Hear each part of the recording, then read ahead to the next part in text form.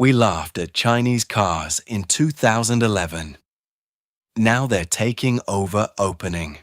In 2011, the phrase Chinese car often triggered the same reaction in Western markets. Cheap, copied and not ready. But while people were laughing, China was building an electric vehicle ecosystem, from batteries and software to factories, ports and cargo ships. 15 years later, the punchline has changed.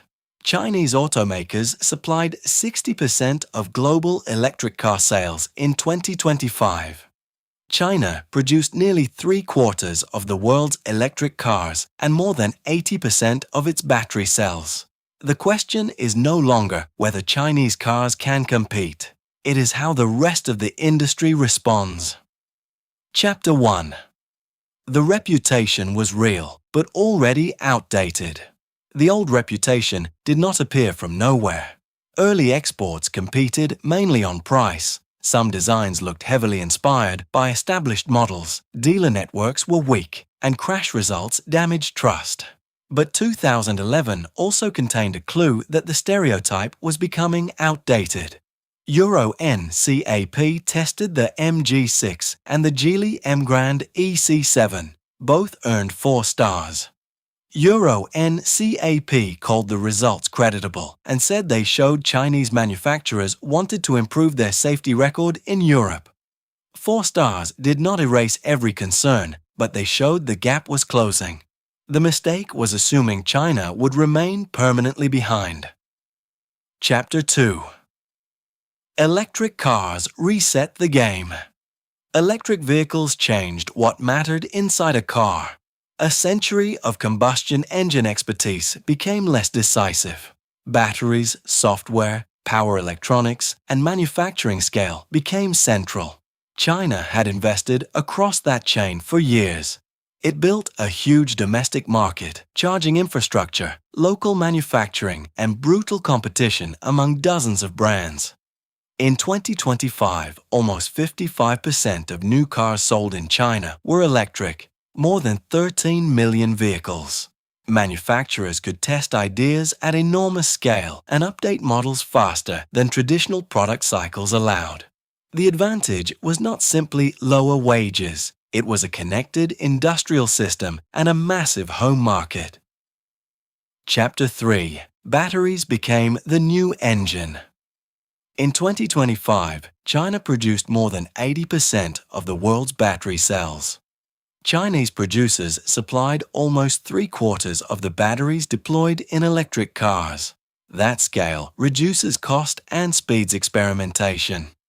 BYD builds both vehicles and batteries, while other automakers can source from enormous specialists such as CATL. Western automakers were no longer comparing engines. They were competing against a supply chain built around the technology replacing them. Chapter 4. The products stopped looking cheap. Look at what Chinese brands now use to get attention. XPeng launched the Mona M03 in China from 119,800 yuan, about $17,000 at the time.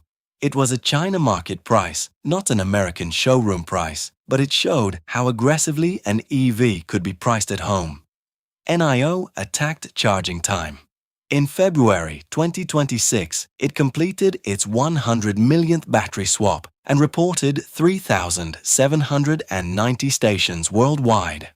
Compatible cars can exchange a depleted battery for a charged one. Then there is Xiaomi, a company associated with phones. Its SU7 Ultra production model has a claimed 1,548 horsepower and a published 0 to 100 time of 1.98 seconds. Xiaomi later reported a 7-minute 4.957 second Nürburgring lap. These cars are not all cheap. CLTC range cannot be compared directly with Europe's WLTP test, and domestic prices rarely travel unchanged. But Chinese brands now compete with low prices, extreme performance, and unusual technology. Chapter 5. They built the export machine. China's electric car exports doubled in 2025 to more than 2.5 million vehicles. In the first quarter of 2026, exports more than doubled again compared with the same period a year earlier. BYD began operating its own vehicle carriers.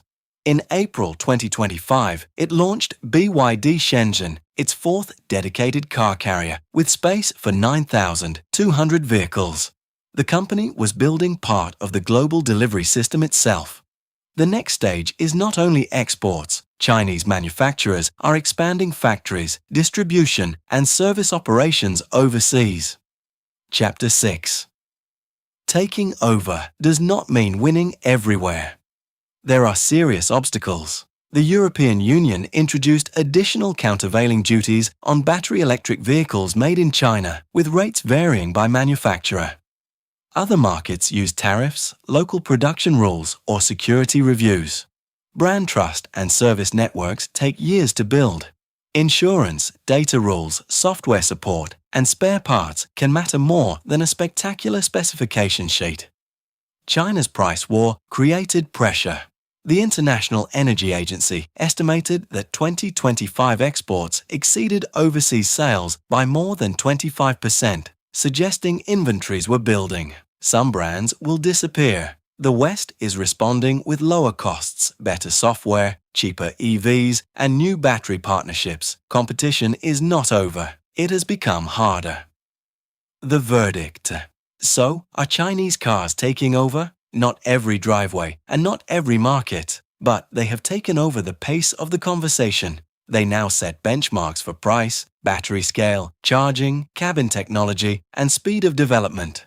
The transformation is not that Chinese companies learn to imitate Western products. It is that Western companies are studying Chinese cars to understand what comes next. In 2011, 4 Euro NCAP stars were evidence that the gap was closing. In 2026, the world's established automakers are racing to prevent that gap from opening in the other direction. Which Chinese brand do you think has the strongest chance globally? BYD, XPeng, NIO, Geely, or Xiaomi? Tell us below and subscribe to Echoes of Cars for more stories behind the machines changing the world. Editorial note: figures and company specifications were checked in August 2026. Manufacturer performance claims may depend on test conditions. CLTC and WLTP range figures are not directly comparable.